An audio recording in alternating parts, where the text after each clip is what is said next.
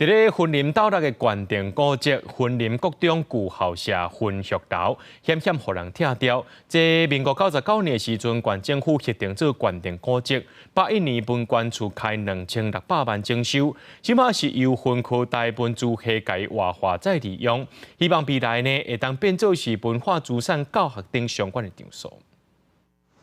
伫咧云林科技大学内底的分学楼是标准厝顶亚西对后的3层楼校舍，建成民国57年，政府推动9年国民义务教育。原本是旧云林国中的校舍，因为1988年云林技术学院设立，云林国中迁走，分学楼伫2009年面临拆除改起教学大楼的命运。后来是经过地方争取，才顺利甲留好调。这也是一个很好的校园文化资产的一个推动。对，因为现在目前以国民教育的 校舍或是学校的校园化资产在推动的过程当中，可能没有一个实例直接让他们去看到说，其实保存下来以后，它如何去发挥它的一个很好的一个平台。那我们在111年呢，也移交到这个云科大，现在目前由这个云科大的文资系来作为管理活化。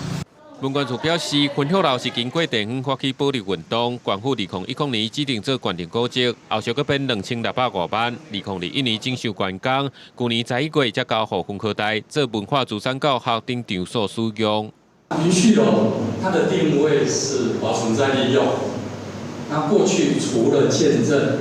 国民教育50年的发展，那其实我这边蛮期待的，云旭楼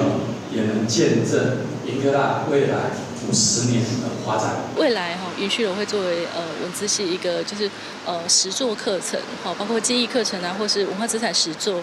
就是各种实作课程会在这个场域进行。那另外我们同时也会办理一些活化的一些推广的课程。 分科大文资会表示，分学楼古迹活化再利用，未来嘛甲社区合作，共同推动有形、无形文化资产的保存活化，培育出更较侪文化资产专业人才，为学校、社区甲文化资产界创造出新的价值。记者综合报道。